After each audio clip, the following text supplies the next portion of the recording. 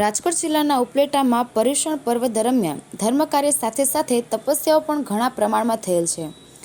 11 તપસ્વીઓ દીકરીને ચાંદીની ગીની આપીને સન્માન કરવામાં આવ્યું તેમજ સમાજના 22 સિનિયર સિટીઝનને ચાંદીની ગીની પળો સાલ ઓઢાડીને સન્માન કરવામાં આવ્યું હતું તેમજ સમાજના તપસ્વીઓનું બહુમાન કરવા સમાજના વરિષ્ઠ જ્ઞાતિબંધુઓને સન્માન કરવા માટે વડીલ વંદના કાર્યક્રમ સમાજની 21 દીકરીઓને કોમ્પ્યુટર કોર્સના પ્રમાણપત્ર આપવામાં આવ્યા હતા।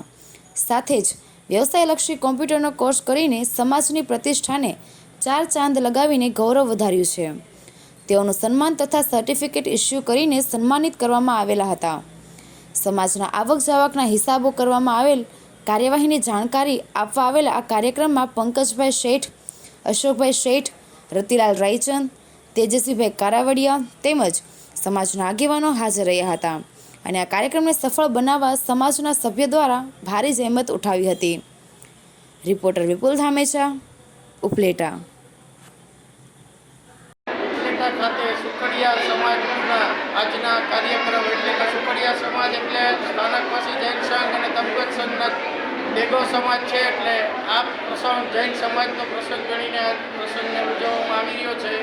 અહીંયા સુખડિયા સમાજના પ્રમુખ શ્રી તેજસ્વીભાઈ ઉપસ્થિત છે। તેમને આ સમાજને ભેગો કરી અને અત્યારે વડીલ વંદના તથા જેમને તપશ્ચર્યા કરી છે દીકરીઓએ તેમને સન્માન કરવાનો આ પ્રસંગ રાખેલો હોય તે પ્રસંગ ખૂબ ખૂબ અભિનંદનને પાત્ર છે। તેજસ્વીભાઈ અને જૈન સમાજ બંનેને માટે ગર્વ છે કે જૈન સમાજની દીકરીઓએ તપશ્ચર્યા કરીને સમાજને નામ ઊંચું કરેલ છે અને આ સમાજના પ્રસંગમાં પૂરેપૂરી બધાએ હાજરી આપી અને મને જે કાંઈ આ મોકો મળ્યો છે જૈન સમાજના પ્રમુખ તરીકે તો હું સમસ્ત સમાજનો ખૂબ ખૂબ આભાર માનું છું। જય જીનેન્દ્ર।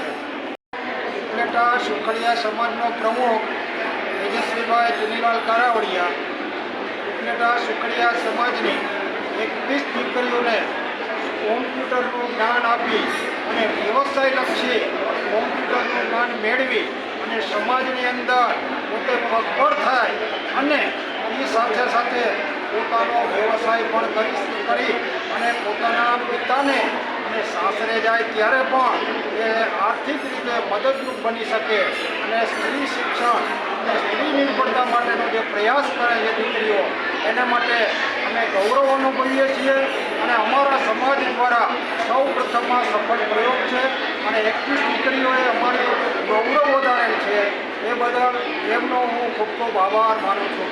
જય જીનેન્દ્ર।